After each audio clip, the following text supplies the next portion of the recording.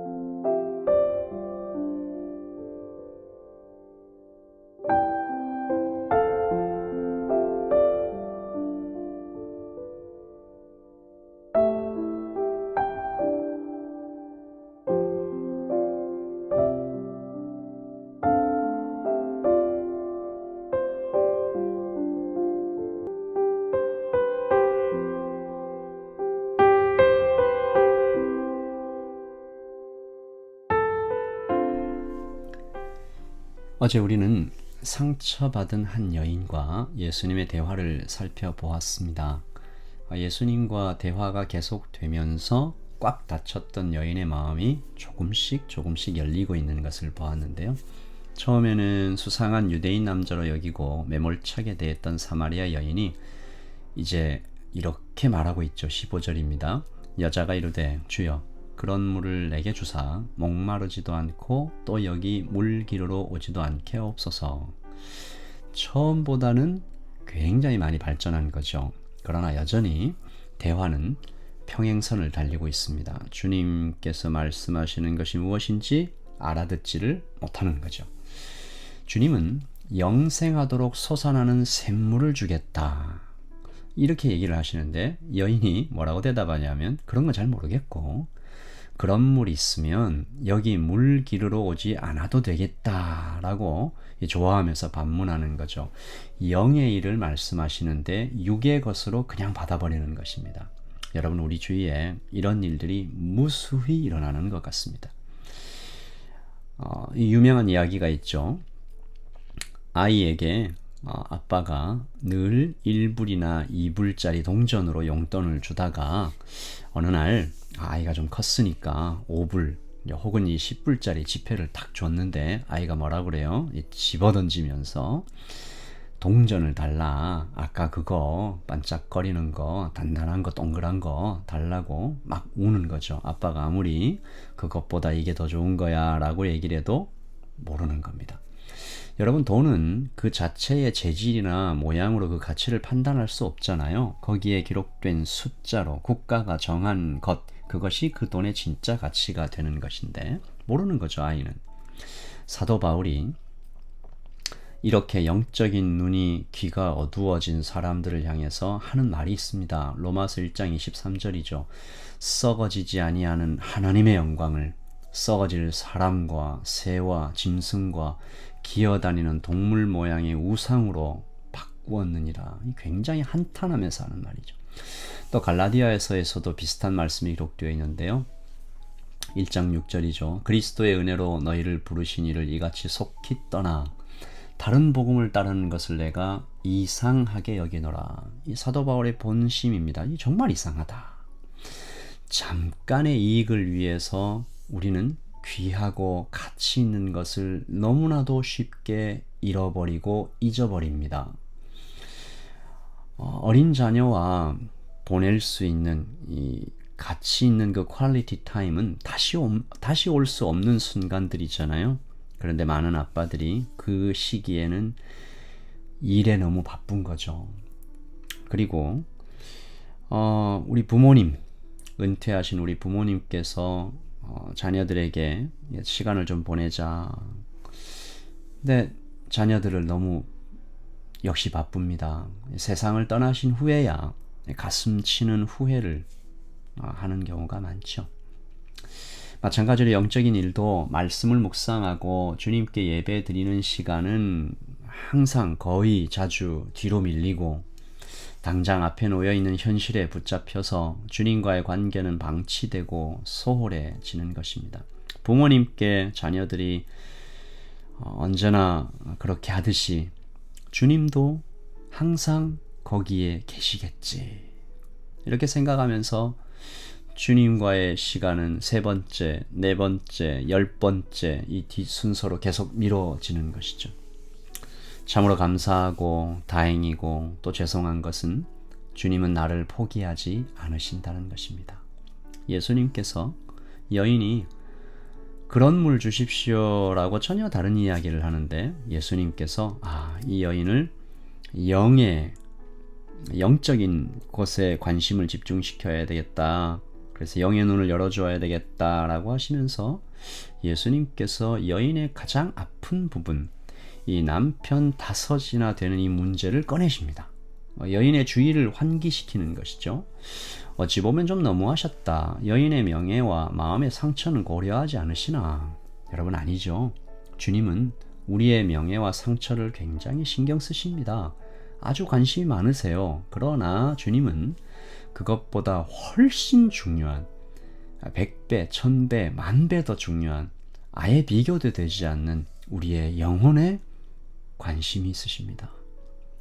자녀가 위험한 차도로 자꾸 걸어가면 엄마는 그냥 아주 무섭게 따끔하게 혼을 내시죠. 왜 그런가요? 당연합니다. 아이가 나는 저 차도로 가고 싶다고 아무리 울어도 소용이 없습니다. 목숨이 마음의 상처보다 그 아이가 받을 마음의 상처보다 훨씬 중요하기 때문입니다. 여러분 상처가 아무것도 아니다. 마음의 상함이 아무것도 아니다. 이런 말 아니잖아요. 중요하죠. 하지만 목숨이 더 중요합니다. 여러분 CPR이라고 아시죠? 심폐소생술요. 호흡이 멈춘 사람을 이 가슴을 막 세게 이렇게 눌러서 다시 호흡이 돌아오도록 하는 거. 이 매뉴얼에 이런 대목이 나옵니다. 갈비뼈를 부러뜨릴 각오로 팔 힘이 아닌 모든 체중을 실어 강하게 누른다. 사람을 압축한다라는 마음으로 아예 눌러서 압축한다는 기세로 눌러야 한다. 갈비뼈보다 목숨이 더 중요하다라는 것입니다. 이 여인이 예수님께서 이 남편 5 얘기로 훅 치고 들어오시자 깜짝 놀랍니다. 이분이 보통 분이 아니구나. 놀랍게도 여인은 육적인 영역에서 영적인 영역으로 급히 들어오죠. 여인이 예배에 대해서 질문을 시작합니다. 여인이 당신이 선지자입니까? 19절이죠. 여자가 이르되 주여 내가 보니 선지자로소이다. 그리고 나서는 바로 예배에 대해서 묻습니다. 이것이 무엇을 말하죠? 모든 사람에게 영적인 갈급함이 있다는 것입니다. 빈 공간이 있다는 거예요. 남편 5에게 버림받고 기구한 인생을 살아온 이 여인에게도 사마리아에서도 무시받는 이런 여인에게도 세상 말처럼 악밖에 남지 않아서 날이 바짝 서 있는 이런 사람에게도 하나님 만나고 싶은 그 갈망이 그 안에 꿈틀거리고 있는 것입니다. 이 코로나 팬데믹을 지나오면서 세상 모든 교회, 특별히 한국 교회가 그 충격을 제일 많이 받은 것 같은데, 뉴질랜드도 마찬가지죠. 한인 교회들이 목사님들이 여러 번 얘기하시는 걸 들었습니다. 이 에센셜 이 잡, 이게 가장 중요한, 코로나 팬데믹 시간에서도 계속 러닝해야 하는 이 에센셜 파트, 술집은 에센셜입니다, 여러분. 그러나 교회는 아닙니다. 이 국가적인 세계적인 위기를 만났을 때 뭐가 더 필요하다고요? 신앙보다 술이 더 중요하다, 더 필요하다라고 세상은 결정한 것이죠. 여러분, 그러나 아닙니다. 하나님은 사람들에게 사람의 힘으로 결코 채울 수 없는, 술로는 채울 수 없는 영혼의 빈 공간을 만들어 두셨습니다. 여인이 그랬듯이 그 여인이 조금만 마음을 열어서 그곳에 닿을 수 있기만 하면 그들은 하나님을 찾고 있었다라는 것을 우리가 금방 알 수 있죠. 주께서 여인이 영적인 갈급함을 드러나 보였을 때 주님께서 이야기하십니다. 23절이죠. 아버지께 참되게 예배하는 자들은 영과 진리로 예배할 때가 오나니 곧 이때라 아버지께서는 자기에게 이렇게 예배하는 자들을 찾으시니라. 무슨 말이에요? 주님은 그 여인에게 너가 이렇게 예배하는 자가 되라. 너 그렇게 될 수 있어. 너 영과 진리로 예배하는, 너 지금 사마리아에 살아도 남편 5이 있는 사람이어도 그런 거 아무 관계 없어. 아버지께 참되게 예배하는 사람으로 네가 발견될 수 있어. 여인이 대답하죠. 나도 하나님 아버지께 발견되고 싶어요. 바로 내가 그 예배하는 자가 되고 싶어요. 하나님을 만나고 싶어요. 오늘 말씀 25절이죠. 여자가 이르되 메시아 곧 그리스도라 하는 이가 오실 줄을 내가 아노니 그가 오시면, 간절히 바라고 있었다는 것입니다. 그분을 만나고 싶어요. 오늘 아침에 우리도 그렇게 기도하면서 하루를 시작하려고 해요. 주님은 아주 가깝게 계시는 분이다. 주께서 말씀하셨던 것처럼 I am he, 내가 바로 그다. 오늘 아침에 이 찬양으로 시작하기를 원하는데요. 부를 때마다 제가 좀 마음이 아픈 찬양입니다. 이 찬양이 처음 나와서 불려졌을 때 제가 이 찬양을 들으면서 얼마나 울었는지 모릅니다. 가사가요. 주를 위한 이곳에 예배하는 자들 중에 그가 찾는 이 없어 주께서 슬퍼하시네. 주님이 찾으시는 그 한 사람, 그 예배자, 내가 그 사람 되길 간절히 주께 예배하네. 오늘 여러분의 상황이 어떠하시든지, 육적인 일로 너무 바쁘신 분은 없으신지, 그러나 하나님께서 심어두신 그 영혼의 갈급함을 꺼내어 주님이 찾으시는 그 한 사람, 그 예배자로 오늘을 살기 원합니다. 내가 그 사람이 되기를 원해요. 신령과 진정으로 예배하는 바로 그 사람으로 주님께 발견되기를 원합니다. 아멘. 그 마음으로 찬양하면서 이 하루를 시작하겠습니다.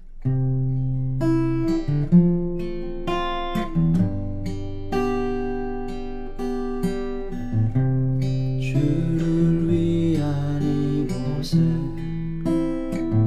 예배하는 자들 중에 그가 찾는 이 없어 주님께서 슬퍼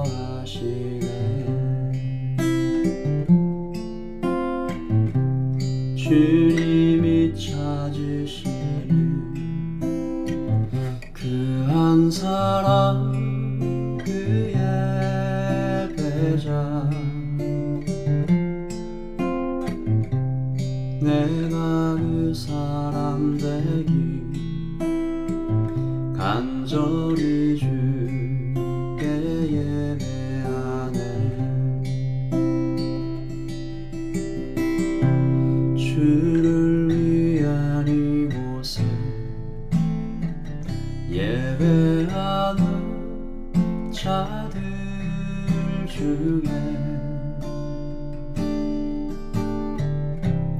그가 찾는 이 없어 주님께서 슬퍼하시네.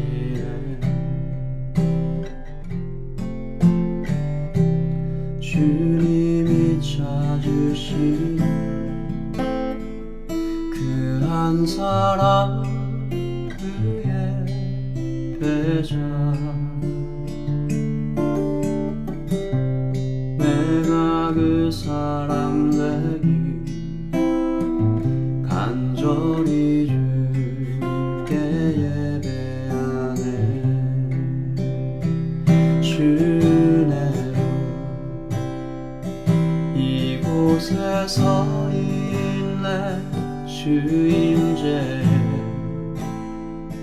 엎드려 절하네. 그 어느 것도 난 필요 없네. 주님만 경배해. 주내로 이곳에 서 있네. 주임제에 엎드려 절하네. 그 어느 것도 난 필요 없네. 주님만 경배해. 주님만 경배해. 주님만